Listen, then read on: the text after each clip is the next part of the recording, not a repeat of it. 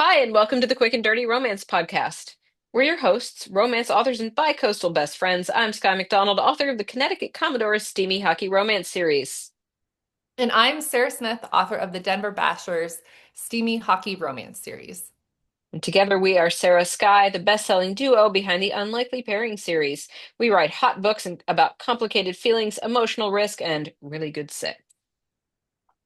Each episode will pull back the curtain on what it's actually like to be contemporary romance authors. We talk writing desire, building tension, navigating publishing, and exactly how those infamous sex scenes come together on the page.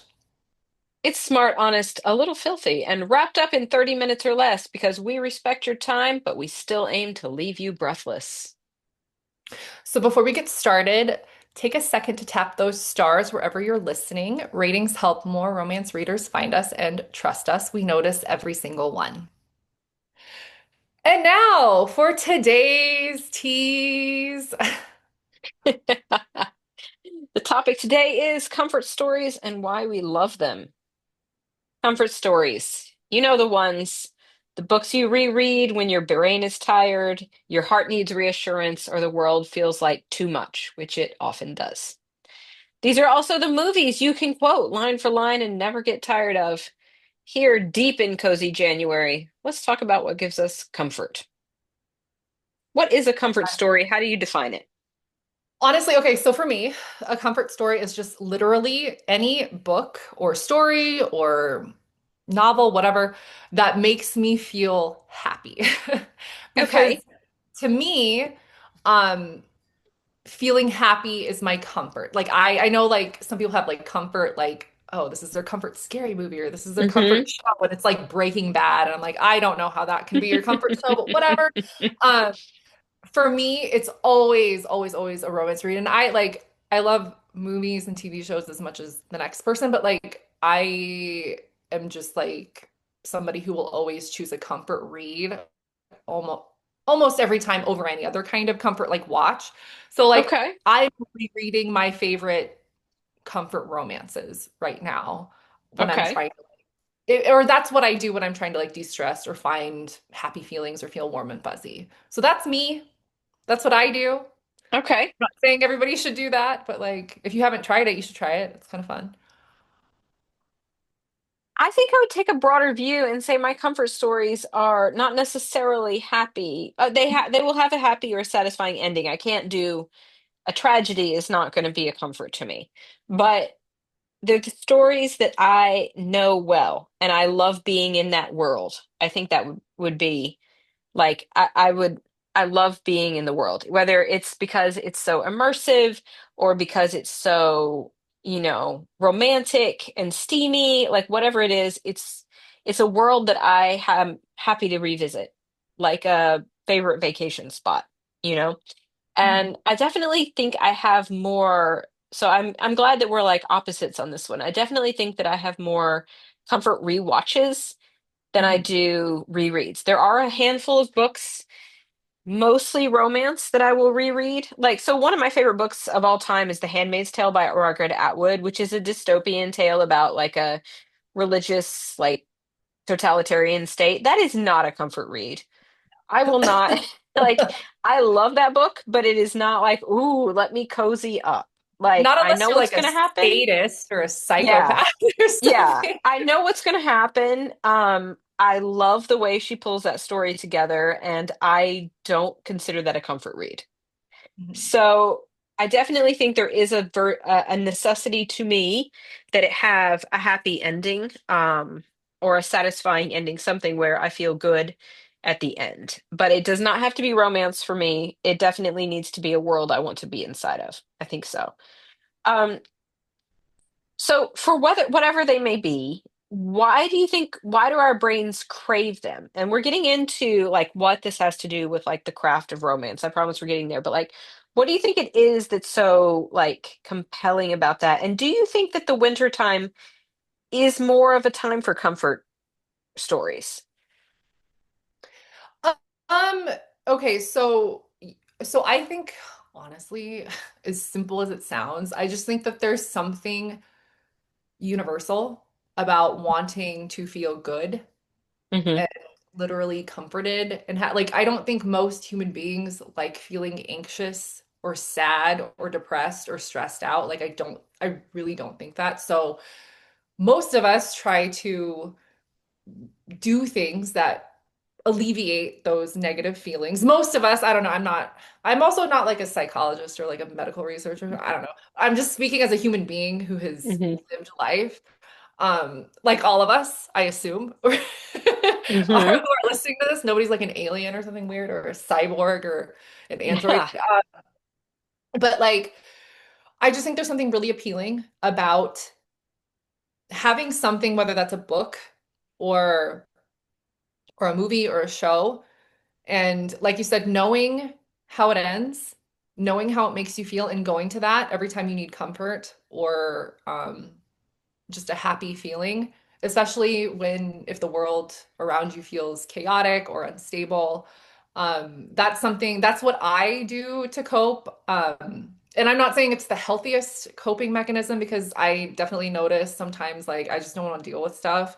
I'd rather just like sit on my couch and read or like go away and go on my phone and read my Kindle app and just read something that makes me happy and Hmm. something that I can immerse myself in instead of dealing with whatever horrible things are happening in the world or in my life, which again, not the greatest coping mechanism, but whatever. At least I'm not, I don't know, endangering people's Rage lives. posting. Right, right, yeah. Um, I just think that there's something very human about that. Like we like, excuse me, we like to feel good.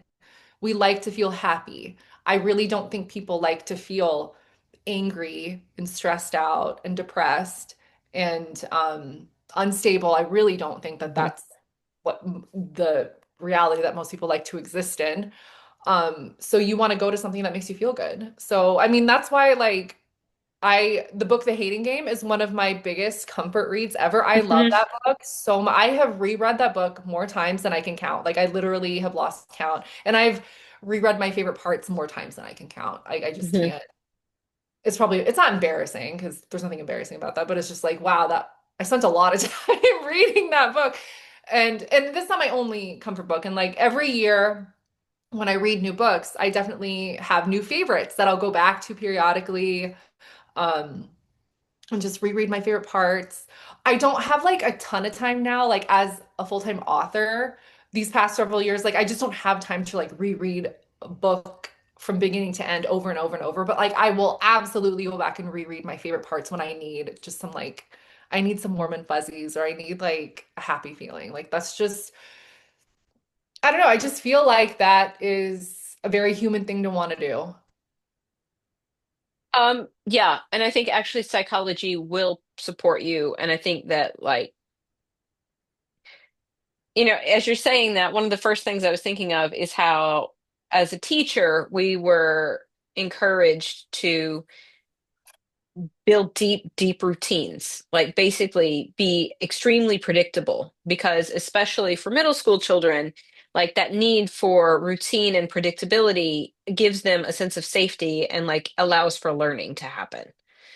Which is not just for pre-adolescent brains, it's for everybody. People don't like chaos. People don't thrive in chaos. And as much as, and I like this isn't about this, but like I think that we have gone to a place where we're very often like feeding our anxieties in the idea that we're not feeding our anxieties. So this idea of like doom scrolling or any like reposting and sharing all these things that like give you a bad feeling or make you angry, but like that is actually I agree that it is antithetical to like the natural state of being. It doesn't mean that we're all, meant to sit in lotus position and like sniff flowers all day. But like chaos is fundamentally not part of what people seek, right? And No. yes, you have to go through it. Yes, it is a natural part of life, but it is not where people like to live, even when they end up stuck there and don't realize it. So I think that your point is very valid, and I'm going to quote something that I've quoted before on this podcast. I know, but that's J.R.R. Tolkien. Who The Lord of the Rings is absolutely one of my comfort watches. I watch it every Christmas. But Tolkien's treatise on fairy stories and on fantasy, one of the things he said is that one of the reasons that fantasy is such a high form of art is that it must provide a satisfying ending. So it doesn't have to be a happy ending, a happily ever after in a fantasy story, but you must know that the hero will return and it will be a satisfying ending. There will be safety and there will be resolution.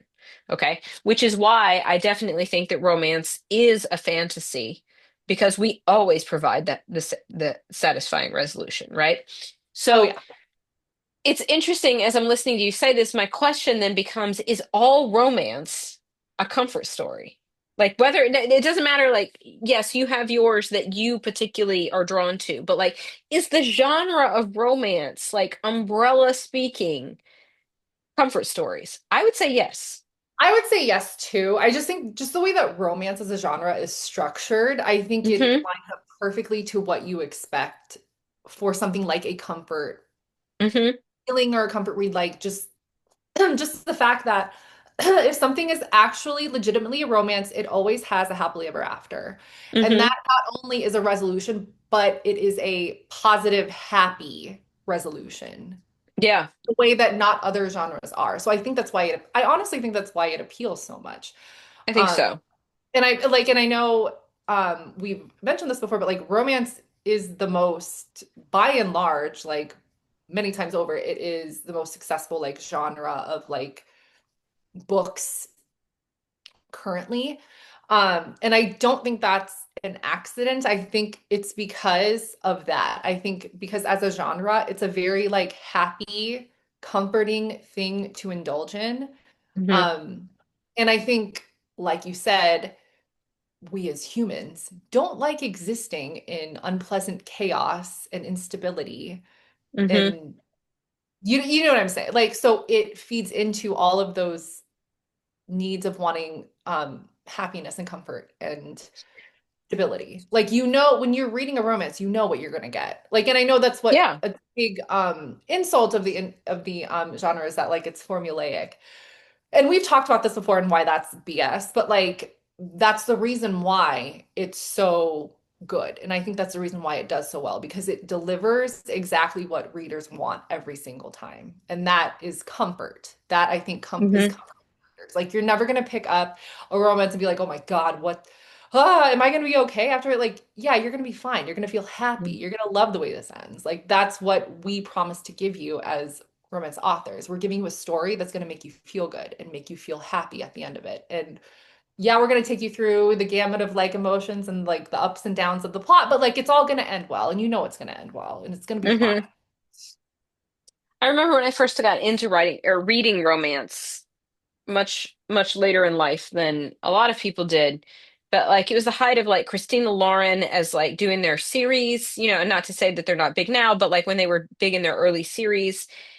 And it was the height of like the third act breakup. It was Mhm. like you knew there was going to be a third act breakup. And I remember like as I got into more and more authors, it was like I was sort of dreading that moment. But I always, because it was like, oh, what is he going to do to mess this up? Like, Yeah. it's so nice and something terrible. But then you knew that you just had to get through it, right? Mhm. Like, which I think is probably why people have gotten a little tired of the third out breakup because it's the dread of like, not the dread of like, okay, 100 pages in, they're having amazing sex. And so this is the end of the story, but the dread of like one of the two hurting the other. And I would wonder if that is part of why people are not so into the third act breakup anymore, which of course we've talked about before, but like is the like chaos that it injects. And it's like people hurting each other. And maybe we're just tired of that. Yeah. Maybe we're just tired of like the person that you really trusted letting you down. So Yeah. like it's okay if, one of them gets kidnapped by, the mafia, or it's okay if like crazy fans storm the arena and hold one of them hostage, read scoreless. And like, it's okay if something there's got to be a climax to the story, haha, but like a literary climax, because otherwise Right. there's no story. It's like, and they had some more sex, and they had some more sex. Like, no. Like, you need things to happen. But I wonder Sure. if the third act breakup has become so discomforting because we just don't need more people being mean and hurting each other. Yeah, I honestly think that's what it is, just because like in real life, in most people's real lives, we experience that plenty of Yeah. times and we're escaping because I think romance books, movies, whatever, romance entertainment, in my opinion, is escapism. And when you Mm. are escaping into a romance, you don't want to feel the negative things that you feel in Right. your real life. You want to escape to a better place, to a fantasy, to something that's going to make you happy and comforted. And I think like there's nothing better than a romance. In my Yeah. opinion, it can do that for you. Like it And will deliver every single time. it doesn't mean that it's low stakes. It doesn't No. mean like, oh, okay, so, we're I don't know, we're building a I don't know, pet rock farm and that's the end of it. Like it doesn't have to be, it can be intense, right? A comfort read can be like exciting. Like I said, I mean, Lord of the Rings is definitely one of my comfort watches. I don't read it, but like I have, but it's more of a watch. But like it's an adventure. There's a lot of crazy stuff happening, right? Like, but it is comforting because it's people, and this is interesting to tie like alongside romance, but not directly in. It's people working together and like supporting each other in a huge variety of ways. And yes, you have some betrayal from other side characters and whatever, but your like main core of people is supporting each other and they're working together and they're not like sabotaging. And I think it's interesting to unpack that because like I do think that's one of the things that people really are looking for in their romance because I think so many people are sick of like the ghosting culture. And I'm totally like this is total conjecture because and I would love to hear from readers about what they think about why is it that we're not so into the third act breakup? Is it discomforting, right? Like, does it take away from the comfort of romance? And that's interesting. Because yeah, we all do have to put up with people being bad to us. So maybe like it can be high stakes, but maybe we just don't want to see that. I don't know. Right. Um, I mean, there's but plenty of high stakes romance subgenres that will take you through it very in a very like I don't want to say stressful in a bad way, but like there's dark romance, there's mhm. mafia romance, there's Motorcycle. motorcycle club romance, serial killer like Yeah. there's all sorts of wild subgenres that will show you that like romance just isn't just boring and fluffy. Like No. it can get as wild and dangerous as you want. It's just the unifying thing is that at the end, everything will work out. Like you'll get a happily ever after or a happily for now, which is what needs to happen for a story to be considered a romance. And so because some people like me want like fluffy and sexy, and I don't need to be kidnapped to be like to feel Yeah. satisfied, but some people do, and there's plenty of romances out there that will do that for you, that will give you the warm and fuzzies, but also like take you through that craziness too. Because The Hating Game is also a book that I will reread. Hmm. Um, and have done. And I don't reread a whole lot anymore, but definitely, I mean, when I was a kid, I would reread like all the time. But now as an adult, I tend to move on. But that is definitely a book I will come back to if I'm looking for something like, and it isn't like particularly high stakes. There isn't a lot of that, but there is just the right amount of tension and the right amount of like conflict without it being, misunderstandings and things like that. So, when I think about what aspiring authors can take from this, it really is the idea of like build your story, but like to make if you want to your readers to read it again and again, I think you have to make compelling characters and a storyline that people will want to come back to.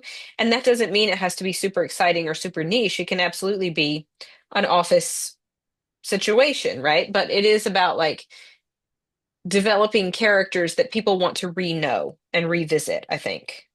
Yeah, I think that's a huge part about it, especially like, okay, so from an author standpoint, I think it's really important to be a reader as well. Hmm. And I heard God, I wish I could remember what author said this, but her advice to other romance authors was she's like, when you're reading a romance, make note of the lines that either like the character says or that are in the narration that make you just like stop and be like, whoa.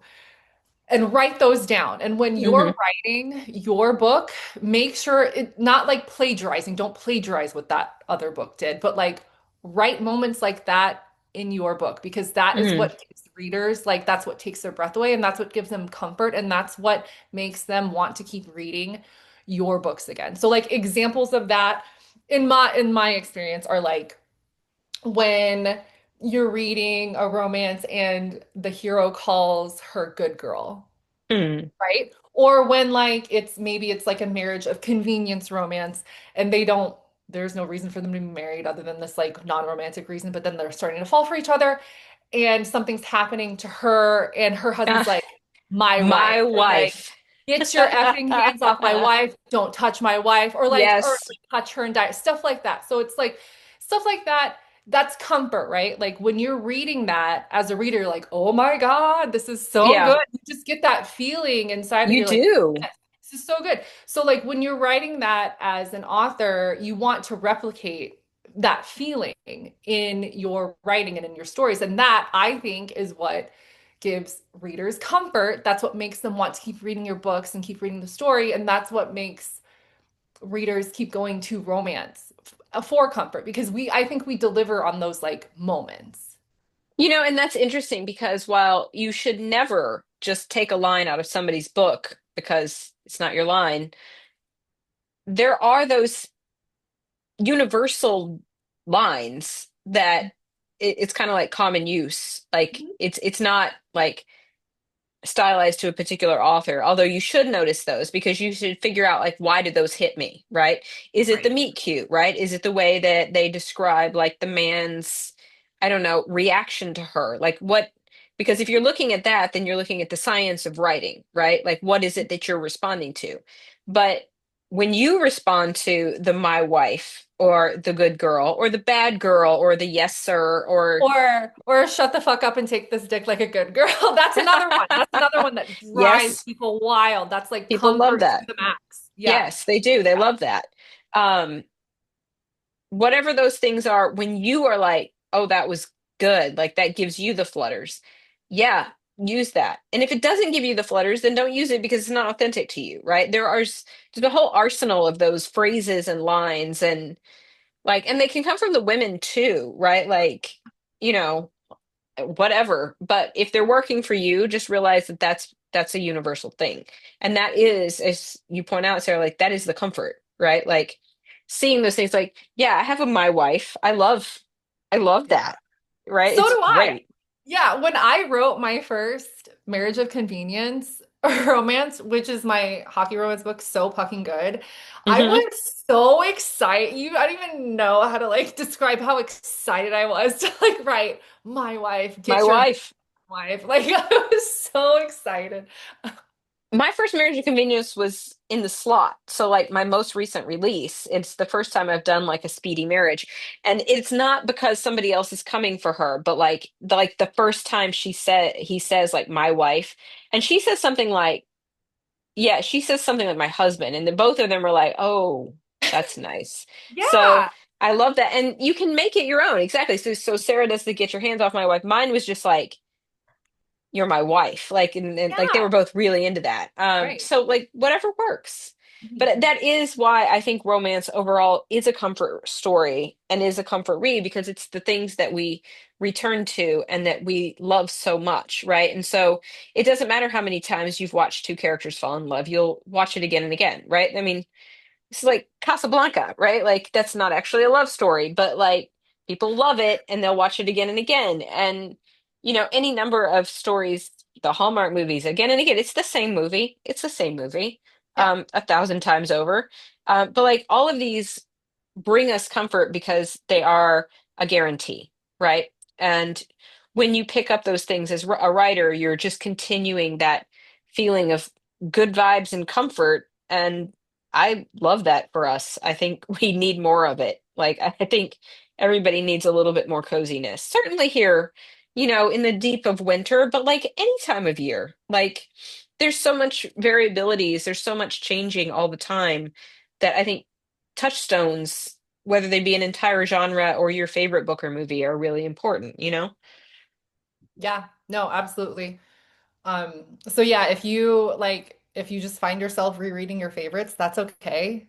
You're not Yeah, stuck. You're taking care of yourself. I will be rereading my favorites forever, unapologetically. Like it's not anything to be ashamed about. It's what makes you feel good, and that's a good thing.